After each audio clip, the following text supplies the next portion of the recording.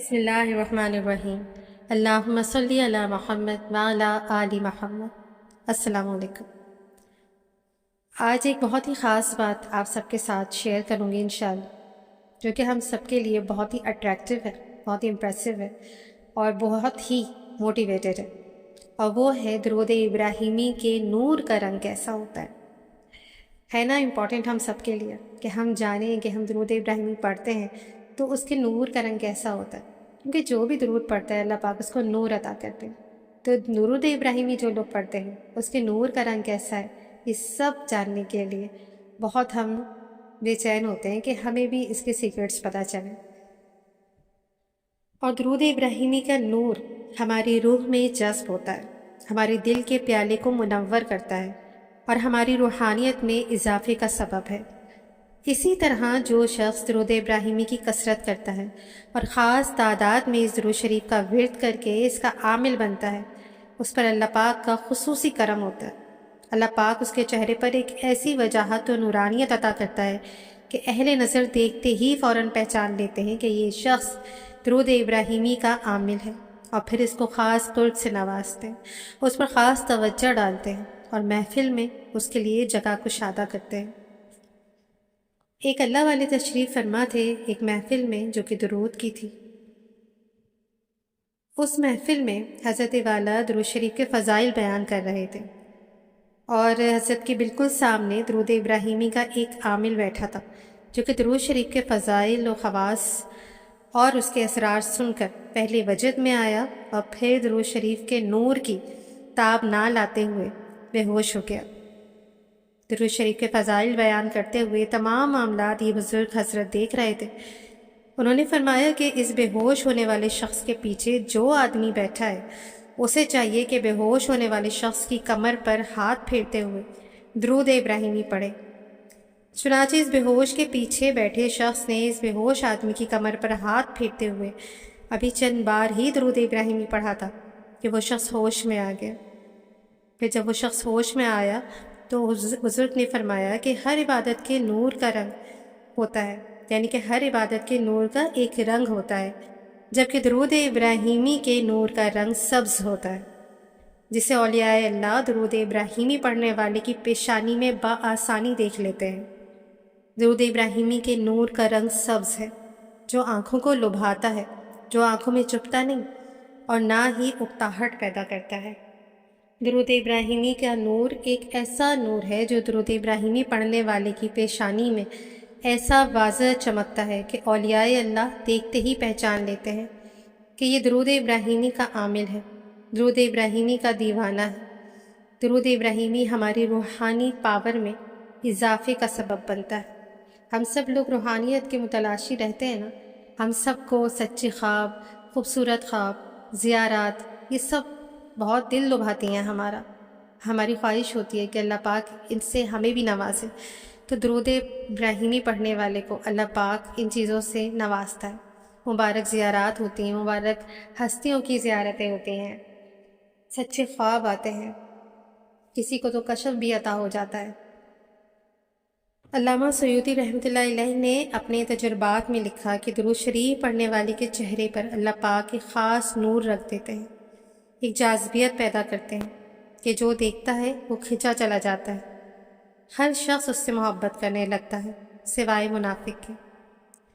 ایک اور بزرگ ہیں، وہ فرماتے ہیں کہ درود ابراہیمی پڑھنے والے کو زیارت رسول صلی اللہ علیہ وآلہ وسلم نصیب ہوتی ہے، کیونکہ یہ تمام درودوں کا سردار درود شریف ہے، اور پھر یہ وہ درود ہے جو کہ خود نبی پاک صلی اللہ علیہ وآلہ وسلم کی زبان مبارک سے جاری ہوا، نماز میں فرض ہوا، یہاں تک کہ صحابہ کرام رضی اللہ عنہم اجمعین نے پوچھا کہ آپ صلی اللہ علیہ وآلہ وسلم پر اور آپ صلی اللہ علیہ وآلہ وسلم کی آل پر درود کس طرح بھیجیں؟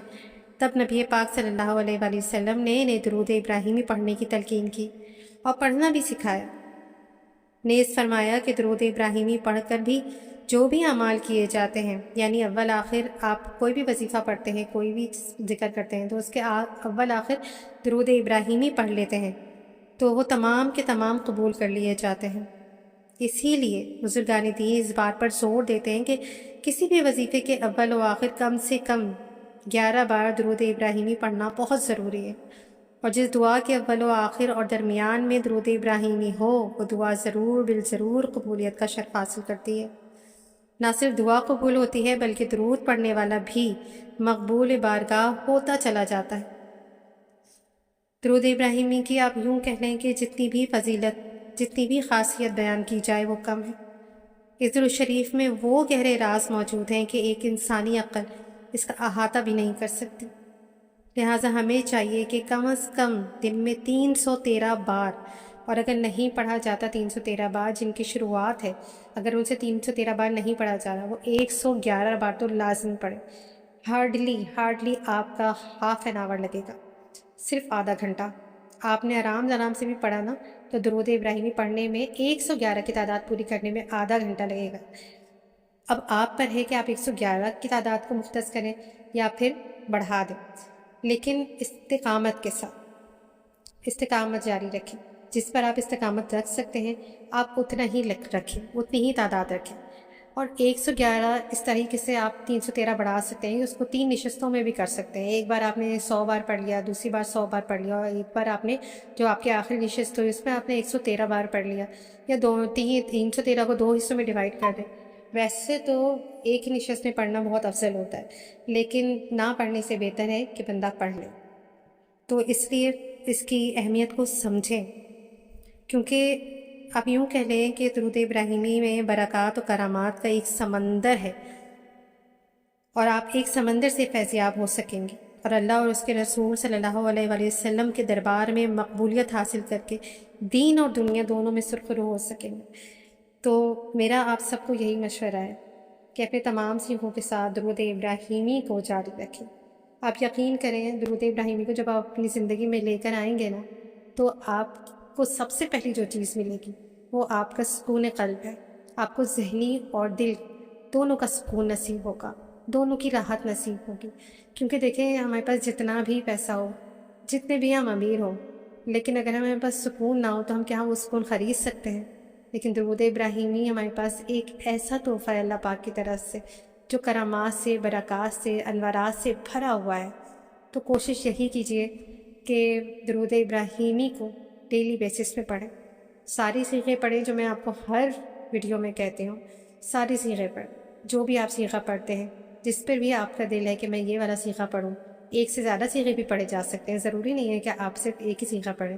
ایک وقت میں آپ کا کئی صیغوں کو پڑھنے کا دل چاہ رہا ہوتا ہے، لیکن درود ابراہیمی کو اس کے ساتھ رکھیں، کم سے کم 111 کی تعداد، اور اللہ پاک سے استقامت کی دعا مانگیں۔ اللہ پاک سے کہیں کہ درود ابراہیمی اور درود سے جو صیغے ہیں جو بھی آپ پڑھتے ہیں، اللہ پاک اس کا فیض مجھے اور میرے آنے والی تمام نسلوں کو دے، کیونکہ بزرگان دین نے فرمایا ہے کہ اپنی آنے والی نسلوں کے لیے، اپنی آنے والی نسلوں کے حق میں اللہ پاک سے خیر کے فیصلے کروا کے جائیں، ایسے نہ جائیں۔ تو خیر کے فیصلے کروانے کا سب سے آسان طریقہ یہ ہے کہ خود بھی درود شریف کی راہ پہ گامزن ہوں اور اپنی نسلوں کو بھی اس پہ گامزن کریں۔ خود پڑھیں گے تو آپ کی اولاد، آپ کے چھوٹے بہن بھائی، آپ کے گھر والے آپ کو دیکھ کر سیکھیں گے، موٹیویٹ ہوں گے۔ آپ ایک طرح سے دعوت دیتے ہیں، وہ دعوت بہت اچھی، آپ دیتے رہیں، لیکن اس کے ساتھ ساتھ کوئی عملی چیز بھی تو ان کے سامنے آنی چاہیے نا، کہ جو مجھے کہہ رہا ہے، جو دعوت دے رہا ہے، وہ خود بھی اس میں عمل کر رہا ہے، خود بھی درود شریف پڑھ رہا ہے۔ تو ویسے بھی بچے وہ کرتے ہیں جو ہمیں کرتا دیکھتے ہیں، وہ نہیں کرتے جو ہم ان کو بولتے ہیں۔